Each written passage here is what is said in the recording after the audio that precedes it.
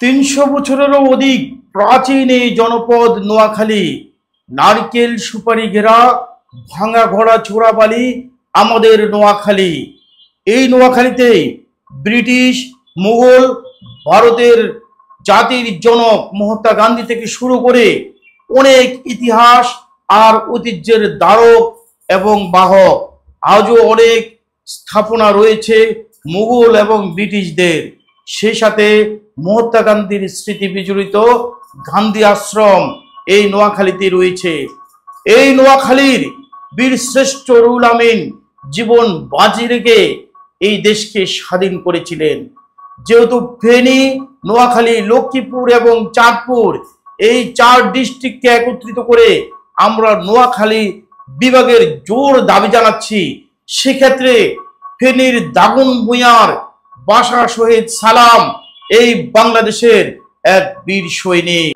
আজ বলে রাখছি, আমরা যারা এই নোয়াখালীকে একটি বিভাগের দাবি নিয়ে আন্দোলন করছি, আজ থেকে 50 বা 100 বছর পরে এই নোয়াখালীতে 3টি বিভাগ হবে।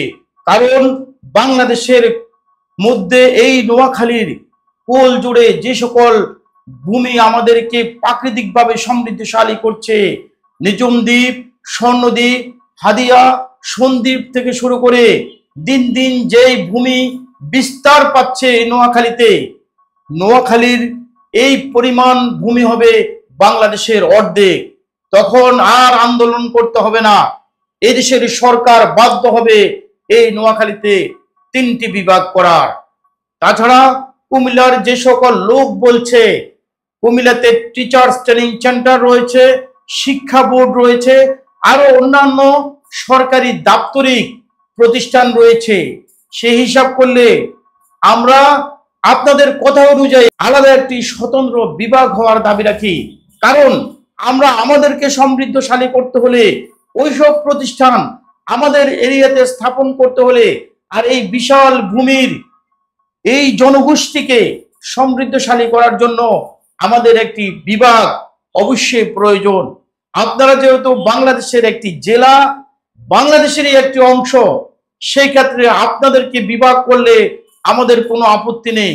আমাদের আপত্তি হচ্ছে আমরা যেহেতু চট্টগ্রামের সাথে এখনো যুক্ত রয়েছি, সেই ক্ষেত্রে সরকার চট্টগ্রাম থেকে বিচ্ছিন্ন করে আবার আপনাদের সাথে দিলে আমরা একবার এদিক একবার ওই দিক বিভিন্ন দিকে আমরা ছোট ছোট করে আমরা আমাদেরকে সমৃদ্ধিশালী করতে পারবো না। যেহেতু প্রকৃতি আমাদেরকে অপার সম্ভাবনার স্বপ্ন দেখাচ্ছে, বাংলাদেশের সমপরিমাণের অর্ধেক পরিমাণ ভূমি আমাদেরকে দান করে দিচ্ছে। সেই ভূমির জনগোষ্ঠী নিয়ে সেই ভূমির উন্নতির জন্য আমাদের আলাদা একটি বিভাগ অবশ্যই দরকার। এছাড়াও নোয়াখালীতে তৈরি হবে বাংলাদেশের সেরা সমুদ্র বন্দর, তৈরি হবে বিমানবন্দর। এই নোয়াখালীর যে সকল রেমিটেন্স যোদ্ধা বিশ্বের বিভিন্ন স্থান থেকে বাংলাদেশের অর্থনীতির চাকাকে সমৃদ্ধ করছে, এবং এই নোয়াখালীতে সমুদ্রের বিশাল মৎস্য ভান্ডার নোয়াখালীর জন্য উন্মুক্ত করে দেওয়া হয়েছে। নারকেল সুপারি, ধান, জব থেকে শুরু করে শিক্ষা, সংস্কৃতি, রাজনীতি থেকে শুরু করে ব্যবসা বাণিজ্য আর বড় বড় ইন্ডাস্ট্রি থেকে শুরু করে বাংলাদেশের নেতৃত্ব দিচ্ছে নোয়াখালী। অতএব নোয়াখালীকে বিভাগ ঘোষণা করে এক বিশাল প্রাচীন বিস্তীর্ণ জনপদকে উন্নত এবং সমৃদ্ধশালী করার জন্য বাংলাদেশ সরকারকে জোর দাবি জানাচ্ছি। এই নোয়াখালী হবে বাংলাদেশের মধ্যে সবচেয়ে বিশাল আকারের এবং সমৃদ্ধশালী একটি বিভাগ।